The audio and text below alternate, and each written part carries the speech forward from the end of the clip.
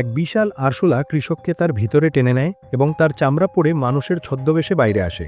যখন সে কৃষকের চামড়া পরে তার বাড়িতে যায় তখন কৃষকের স্ত্রীর লোকটির চালচলন কিছুটা অদ্ভুত লাগে, কিন্তু যখন সে লোকটি চিনি চায় তখন তার সন্দেহ হয়, কারণ কৃষক ডায়াবেটিসের রোগী ছিল। আরশোলা কিছু না ভেবেই চিনির পুরো কৌটোটা জলে মিশিয়ে খেয়ে ফেলে, যার ফলে তার চামড়া আলগা হয়ে যায়। নিজেকে আড়াল করার জন্য আরশোলা জোরে তার চামড়া টানে, কিন্তু এই ভয়ানক দৃশ্য দেখে কৃষকের স্ত্রী অজ্ঞান হয়ে যায়। তার পরোয়া না করে কৃষক তার খারাপ স্পেসশিপটিকে পাশে সরিয়ে রাখে এবং পৃথিবী দখল করার জন্য আরশোলার একটি বাহিনী তৈরি করতে শুরু করে। সে একজন ওয়েটার সেজে তার জাদুকরি পাথর খুঁজতে বের হয়, কিন্তু তার আস্তিন থেকে ছোট ছোট আরশোলা বেরিয়ে আসে। ধরা পড়ার ভয়ে সে বৃদ্ধ লোকটিকে মেরে ফেলে এবং তার জাদুকরি পাথর চুরি করে নেয়। পালানোর সময় আরশোলা খেয়ালই করেনি যে আসল পাথরটি তো বৃদ্ধ লোকটির বিড়ালের কাছে আছে। নিজের স্পেসশিপে ফিরে যাওয়ার পর সে জানতে পারে যে এই পাথরটি নকল। এটা দেখে সে নিজের রাগ সামলাতে পারে না। সে আবার বৃদ্ধ লোকটির দোকানে যায় এবং সেখানে রাখা সমস্ত গয়না নষ্ট করতে শুরু করে। ঠিক তখনই তার নজর বিড়ালের ছবির দিকে পড়ে, যার গলায় আসল পাথরটি ছিল।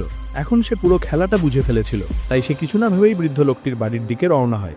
তার হাতে বন্দুক দেখে পুলিশ তাকে লক্ষ্য করে গুলি করে, কিন্তু জাদুকরি উপায়ে পুলিশ সদস্য নিজেই দূরে ছিটকে পড়ে যায়। তার মনে হয় হয়তো এই লেজার গানেই কোনো সমস্যা আছে, কিন্তু যখন সে আবার গুলি করে তখন কোনো এক অজানা শক্তি তাকে আবার দূরে ছুঁড়ে ফেলে দেয়। যখনই সে আরশোলাকে গুলি করত তখনই তার নিজেরই ক্ষতি হতো।